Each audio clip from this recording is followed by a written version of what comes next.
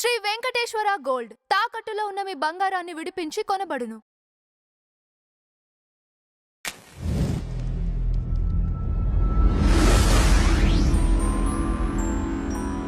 నమస్తే అండి, welcome to tree media. ఈరోజు మనతో లలితాదేవి ఉపాసకులు, ప్రముఖ వాస్తు జ్యోతిష్య నిపుణులు శ్రీ నానాజీ పట్నాయక్ గారు ఉన్నారు. సార్ నమస్కారం. శ్రీమాత్రే నమః. సార్, చాలా మందికి శాంతి నక్షత్రాలు అంటే ఏంటి, అవి ఏంటి, అవును. ఎలా చూసుకోవాలి, Yeah. వాటికి పరిహారాలు ఏంటి, Yeah. అసలు ఎంతకాలం వరకు ఉంటాయి? చాలా అనుమానాలు అయితే ఉన్నాయి సార్ Yeah. వీటి గురించి. ఆ, ఏంటి సార్ వీటికి అసలు శాంతి నక్షత్రాలని ఎలా చూడాలి మనం? తప్పకుండా ఏంటి సార్ అవి? తప్పకుండా అమ్మ, మనకి 27 నక్షత్రాలు ఇంకా చాలా ఉంటాయి స్టార్స్, బట్ వీటిని తారలు అంటారు వీటిని. అందుకే ఇవి తారలు వేరు, అన్నీ వేరు అన్నమాట. అయితే ఇక్కడ ఏంటంటే ఆ 27 నక్షత్రాలలో కొన్ని నక్షత్రాలు మాత్రమే ఇక్కడ చెప్పబడింది. అందులో ప్రధానంగా ఒక 14 నక్షత్రాలకు మాత్రమే శాంతి ఉంటుంది, అన్ని నక్షత్రాలకు శాంతి ఉండదు. ఓకే. అందులో కూడా కొన్ని పాదాలకు మాత్రమే, అన్ని పాదాలకు కాదు. ఈ నక్షత్రంలో పుట్టామనగానే వెంటనే అలా కాదు. ఇందులో ఒక ఎగ్జామ్షన్ ఏంటంటే చాలామందికి అపోహలు, ఈ శాంతి నక్షత్రాల్లో ఇది ఇక్కడ శిశువుకి గండమా, తల్లిగారికి గండమా, తండ్రి గారికి గండమా, మేనమామకి గండమా, ధనహాన, ఇట్లాంటివి చెప్తారు. అంత మాత్రం చేత వెంటనే మనం తల్లిగారికి గండం అనగానే తల్లి మరణిస్తుందనో, తండ్రి మరణిస్తానో, మేనమామకి పెద్ద హాని కలుగుతుందనో దాని అర్థం కాదు.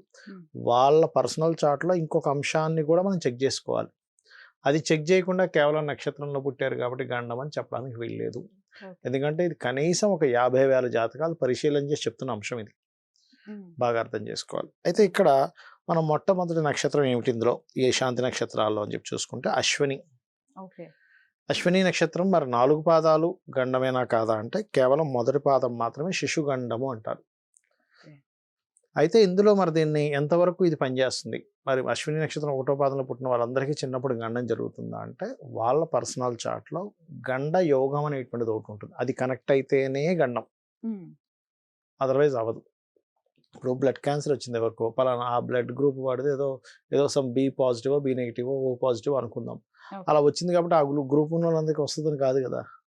వాళ్ళు ఏం చేస్తారు, ఆ బ్లడ్ సెల్స్ లో ఉండేటువంటి తత్వం ఏమిటి, అది ఎలా వచ్చింది ఏంటనే దాన్ని బట్టి వస్తుంది. ఈ 1వ పాదంలో ఉన్నవారు మళ్ళీ పర్సనల్ చార్ట్ లో గండయోగం, ఆ శిశువు ఆ గండయోగంలో పుట్టుండాలి. అంటే లగ్న అష్టమాలు సంబంధం కలిగి ఉండాలి, ఆ మహాదశలు నడుస్తుండాలి, అప్పుడు మాత్రమే. సరే, గండం ఉంది, ఇది ఈ నక్షత్రం కదా, ఎనీ నక్షత్రం ఒక గండం ఉంది, అప్పుడు ఏమిటి అంటే సింపుల్గా రుద్రాభిషేకం చేసుకోవడం, నక్షత్ర శాంతి, ఈ 2 విషయాలు చేసుకోవడం. ఏ నక్షత్రంలో అయితే పుట్టారో వాళ్ళకి ఆ అధిష్టాన దేవత సంబంధించిన లాకెట్ వేసుకోవడం, ఆ పిల్లలకి ఆ అధిష్టాన దేవత, ఆ నక్షత్ర అధిష్టాన దేవతలు, అధిదేవతలు ఉంటారు, దేవతారాధన నేర్పించడం. ఇప్పుడు అశ్విని నక్షత్రం, అధిదేవతలు అశ్విని దేవతలు, కానీ గణపతిని ఆరాధించాలి కేతు నక్షత్రాల్లో పుట్టిన వాళ్ళు. అప్పుడు ఆటోమేటిక్గా ఏమవుతుందంటే ఆ గణపతే వీళ్ళకి, ఇప్పుడు మనిషికి ఎప్పుడు లైఫ్లో ఇబ్బందులు కలుగుతాయి అంటే రాంగ్ డెసిషన్స్ వల్ల జరుగుతాయి. మైండ్ ఎక్కడో పెట్టుకొని డ్రైవ్ చేయడము, ఏదో ఆలోచనలో ఉన్నప్పుడే రాంగ్ జరుగుతుంది. అలా లేకుండా చేస్తుంది వీళ్ళకి. సో అశ్విని నక్షత్రం మొదటి పాదం. ఇక మిగతా నక్షత్రాలు ఇంకేమున్నాయని చూసుకుంటే భరణి నక్షత్రం 3వ పాదం. దీనికి ఏమిటి, శిశువు కాదు, ఇక్కడ మాతృపితృ గండము అంటారు. అంటే వెంటనే అమ్మో భరణి నక్షత్రం 3వ పాదంలో పుట్టిన అమ్మాయికి కానీ అబ్బాయికి కానీ మాతృకి పితృకి దోషమేమో అమ్మో అని అనుకుంటే కాదు. వీళ్ళ పర్సనల్ చార్ట్లో లేకపోతే తల్లిదండ్రుల జాతకాల్లో వాళ్ళకి జన్మగండం నడుస్తుండాలి. వీళ్ళ ఈ అబ్బాయి కానీ అమ్మాయి కానీ పుట్టిన శిశువు జాతకంలో 4, 9 స్థానాలు గండ స్థానాలుగా అక్కడ రూపుదాల్చి ఉండాలి. ఇక్కడ మనం అర్థం చేసుకోవాల్సిన విషయం ఏంటంటే ఈ అబ్బాయి పుట్టడం వల్ల గండం కాదు, వాళ్ళకి ఆల్రెడీ గండం ఉంటుంది, ఈ అబ్బాయి జాతకంలో కనబడుతుంది. అంటే ఎలా అంటే ఇప్పుడు రష్యా ఉక్రెయిన్కి నిన్న ఒక పెద్ద మిసైల్ చేశారు వాళ్ళు, ఇవాళ పేపర్లో వచ్చింది. ఇవాళ పేపర్లో వచ్చిందని వాళ్ళు వేయలేదు, వాళ్ళు వేసుకున్నారు కాబట్టి వాళ్ళ పేపర్లోనే యూట్యూబ్లోనే కనబడింది.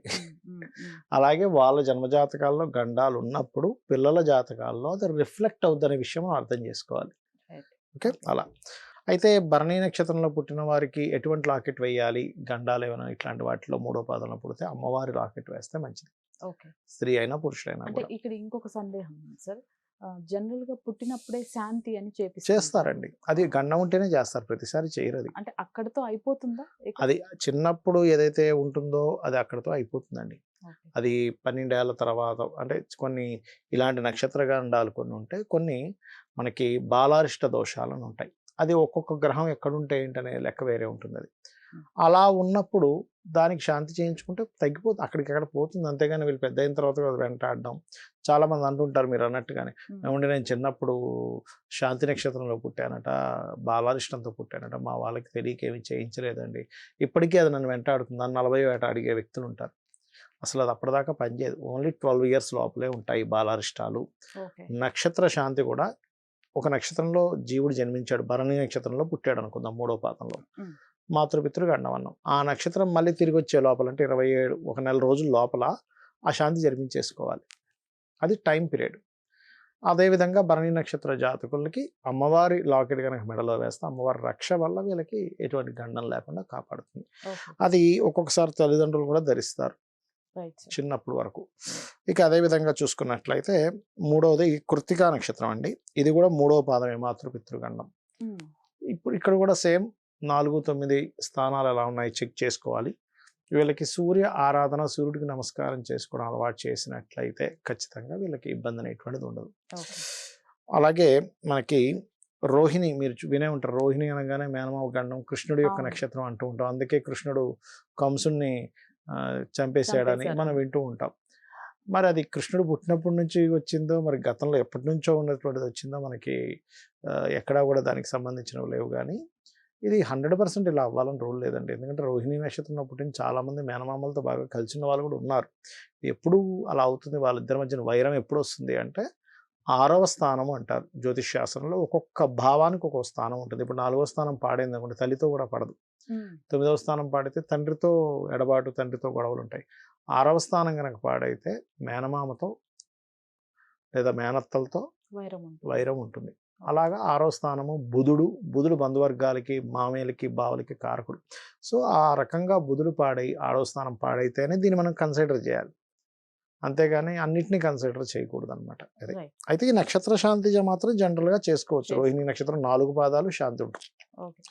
అలాగే ఆశ్లేష నక్షత్రం.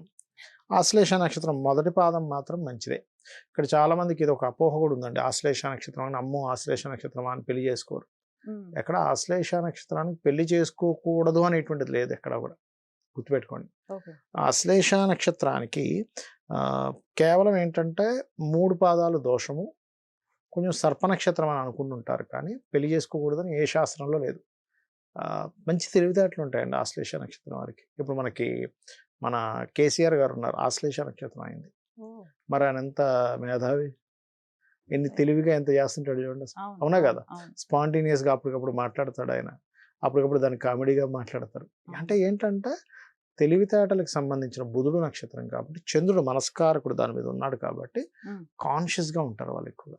అది అక్కడ ప్రిడిక్షన్ చెప్పాలి. నక్షత్ర దోషం వరకు వచ్చేసరికి ఓకే, 2వ పాదం పలానా శాస్త్రంలో ఇలా చెప్పారు, ఆశ్లేష 2వ పాదం అంటే ధనహాని.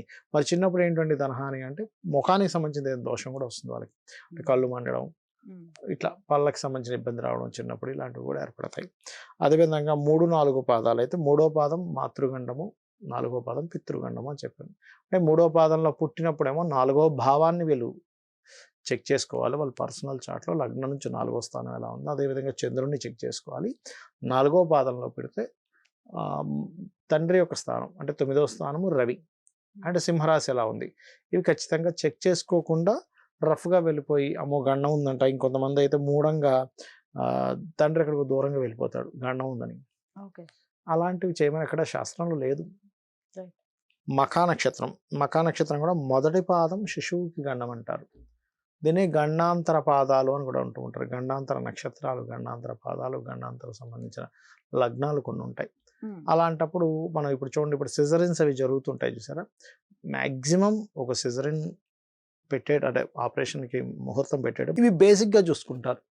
ఈ 10 రోజుల్లో టైం ఇచ్చారు, సరే గండాంతరం ఉండేటువంటి నక్షత్రాలు లేకుండా, గండాంతర లగ్నాలు లేకుండా కొంచెం ఆయుష్ బాగుండేలాగా, ఆ కుటుంబానికి కొంచెం ఆ అబ్బాయి అయినా కొంచెం ఫైనాన్షియల్గా సెటిల్ అయ్యేలాగా, ఇలా కొన్ని మేజర్ అంశాలు కొంచెం జాగ్రత్తగా చూసుకొని హెల్త్ ఇష్యూస్ రాకుండా పెడతారు.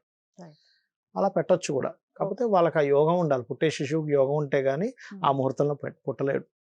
అది అదేవిధంగా మరొక విషయం ఏంటంటే ఇక్కడ ఉత్తరా నక్షత్రం అమ్మ. నెక్స్ట్ ఉత్తరా నక్షత్రం ఏంటంటే మొదటి పాదం మాత్రమే దోషము, మాతృపితృలకి అని చెప్తూ ఉంటారు. ఇక్కడ ఎక్కడా కూడా మాతృపితృలు అనగానే భయపడిపోవాల్సిన పని లేదు. రుద్రాభిషేకం చేయించుకున్నా, ఇంట్లో ఏదైనా హోమం చేయించుకున్నా, నక్షత్ర శాంతి చేయించుకున్నా ఇమ్మీడియట్లీ ఆ దోషం పోతుంది. ఇది ఎప్పుడు పోతుందో అని డౌట్ పడాల్సిన అవసరం కూడా లేదు. చేయించుకున్న వెంటనే పోతుంది అది, సెకండ్స్. అంతేగాని వాళ్ళు చేయించుకున్నాం కదండి ఒక 10 రోజులకు పోవచ్చా 11 రోజులకు పోవచ్చా అని అడగాల్సిన అవసరం లేదు. అది అదేవిధంగా హస్తా నక్షత్రం కనుక తీసుకుంటే అది 3వ పాదం మాత్రమే మాతృపితృ దోషంగా చెప్పడం జరిగింది.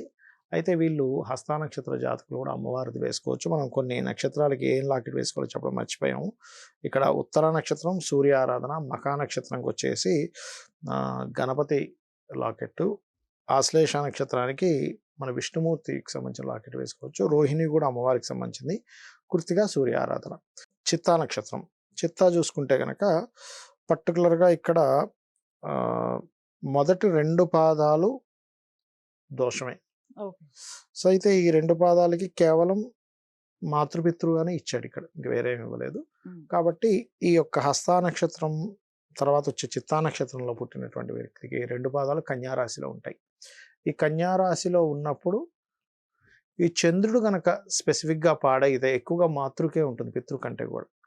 అది చూసుకుంటూ వీళ్ళు సుబ్రహ్మణ్యేశ్వర స్వామిది కానీ ఆంజనేయ స్వామి కానీ లాకెట్ ధరించినట్లయితే కూడా వాళ్ళకి ఆ ఎనర్జీ ఉంటుంది. ఎప్పుడైనా లాకెట్ ధరించేటప్పుడు కూడా ఏదో ఊరికే షాప్కి వెళ్ళి కొనుక్కొని వేసుకోవడం కాకుండా దాన్ని పూజ చేయించి, ఇంకా బెస్ట్ అయితే దానిలో కొంచెం శక్తిని, ఆ యొక్క భగవత్ శక్తిని అందులోకి వచ్చేలా చేసి, యంత్రానికి ఎలా అయితే మనం చేస్తామో అలా ఆ రకంగా చేసి ధరిస్తే దాన్ని నియమబద్ధంగా ధరిస్తూ కొంచెం వాటికి అంటుముట్టు లేకుండా చూసుకోగలిగితే బాగా పనిచేస్తుంది అది. ఇక అదేవిధంగా విశాఖ నక్షత్రం 4 పాదాలు దోషమే, సామాన్య దోషం అది. వీళ్ళు దత్తాత్రేయుడు లాకెట్ ధరిస్తే మంచిది. అదేవిధంగా విశాఖ నక్షత్రంలో పుట్టినటువంటి వాళ్ళకి శనగలు దానంగా ఇప్పిస్తే కూడా ఈ దోషం పోతుంది. అదేవిధంగా జ్యేష్ఠ నక్షత్రం ఏంటంటే ఇక్కడ 4 పాదాలు దోషం చెప్పారు. అయితే అందులో మొదటి పాదంకి వచ్చేసరికి సౌఖ్యహాని. అంటే చూడండి, కొంతమంది పిల్లలు ఏంటో అనీజీగా ఉంటున్నాడండి, ఎప్పుడు హ్యాపీగా ఉండట్లేదు, ఎప్పుడు ఏదో ఒక ఏడుస్తుంటాడు, బాధపడుతుంటాడు, అంటే సౌఖ్యం లేదు ఆ పిల్లవాడికి. దానివల్ల తల్లిదండ్రులకు సౌఖ్యం లేకపోవడం జరుగుతూ ఉంటుంది. అంటే ఏంటి, ఆ పాదంలో పుట్టాడు కాబట్టి ఇంట్లో వాళ్ళందరూ ఇంట్లో ఏదైనా ఒక చండీ హోమం కానీ ఒక సత్యనారాయణ సంవ్రతం కానీ ఇంట్లో చేయించుకుంటే ఈ దోషం తగ్గుతుంది. నక్షత్ర శాంతి చేయించుకోవచ్చు. మనకి అభిషేకం చేయించుకుంటే మంచిది. అదేవిధంగా ఇక్కడ జ్యేష్ఠ నక్షత్రం 2వ పాదానికి ధనహాన్ అని చెప్పారు. అది ఎవరికి ధనహాన్ అనేది చూసుకోవాలి, అంతేగాని పుట్టిన జీవుడికి లైఫ్ అంతా ధనహాన్ వస్తుందని కాదు అర్థం. కేవలం చిన్నప్పుడు కొంచెం ఫుడ్ తినే విషయంలో తినకపోవడం, ఇవి కూడా జరుగుతాయి ధనహాని. అంటే సెకండ్ హౌస్ యాక్టివ్ అవుద్ది అనమాట, డియాక్టివ్ అవుద్ది.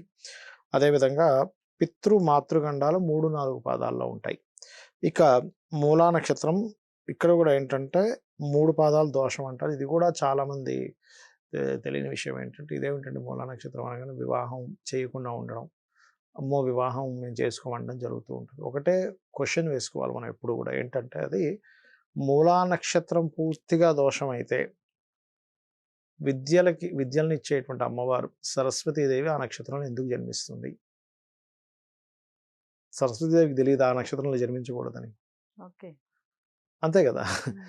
ఎందుకంటే మూలా నక్షత్రం ఉండేది ధనస్సు రాశిలో ఉంటుంది. ధనస్సు రాశి అంటేనే జ్ఞానము, మాస్టరు, టీచర్స్, గురువులకు సంబంధించిన రాశి. నక్షత్ర దోషం ఈజ్ డిఫరెంట్. మీకు అందులో ఇంకా సపరేట్గా మీకు విద్యా సంబంధించిన విషయంలో అద్భుతంగా ఉండడం ఈజ్ డిఫరెంట్. కాబట్టి ఈ వివాహ సంబంధించిన విషయాలకి దానికి సంబంధం లేదు మూలా నక్షత్రానికి. అదేవిధంగా వీళ్ళు ఎక్కువగా గణపతి ఆరాధన చేసుకోవచ్చు మూలా నక్షత్ర జాతకులు. అదేవిధంగా పూర్వాషాఢ నక్షత్రం వారికి కనుక చూసుకుంటే మొదటి 4 పాదాలు మంచివే, అంటే 1 and 4 మంచివే. మధ్యలో ఉండే 2 and 3 మాత్రం కొద్దిగా శిశుగండము, పితృమాతృగండం అని చెప్పడం జరిగింది. దానికి నేను చెప్పినట్టుగా నక్షత్ర శాంతి, ఈ తల్లిదండ్రులు 3వ పాదం తల్లిదండ్రుల జాతకాల్లో కూడా చెక్ చేస్తే ఇక్కడ చెక్ చేసుకోవాలి. ఇక ఆఖరిగా రేవతి నక్షత్రం అండి. ఇది కేవలం 4వ పాదానికి మాత్రమే శిశుగండము. ఎటువంటి విషయాలకు గండం రావచ్చు అనేటువంటి చాలా మందికి సందేహం వస్తుంది. శిశుగండం ఎప్పుడైనా ఉన్నప్పుడు జలరాశుల్లో గండ యోగాలు పడ్డాయా అంటే, వీళ్ళకి స్నానం పెట్టేటప్పుడు నీళ్ళు నోట్లోకి వెళ్ళిపోయాయండి, ముక్కులోకి వెళ్ళిపోయి గారవ పడ్డా అంటూ ఉంటారు, లేకపోతే నీళ్ళల్లో పడిపోతారు, అప్పుడు జలగండం. అగ్నిగండం మీరు ఇప్పుడంటే చాలా తగ్గిపోయింది కానీ ఒకప్పుడు ఇలాంటి ఒక రకమైన పొయ్యిలు ఉండేవి కింద పిల్లలు అందులోకి వెళ్ళిపోయేవారు తెలియక. అవును. అట్లా అగ్నిగండాలు ఉంటాయి. ఈ దీపావళి రోజు సామాన్లు మనం కాల్చేటప్పుడు కూడా వాళ్ళకి ఏదైనా కాలడం లాంటివి జరుగుతాయి. అగ్ని భూ సంబంధంగా గండం ఏర్పడితే యాక్సిడెంట్స్ ఎక్కువ అవుతూ ఉంటాయి. ఓకే. అదేవిధంగా వాయుగండం బ్రీతింగ్ రిలేటెడ్ ఇష్యూస్ రావడము, లేకపోతే ఊపిరితిత్తులకు సంబంధించిన ఇష్యూస్ రావడం చిన్నప్పుడు 12 ఇయర్స్ లోపల జరుగుతుంటుంది.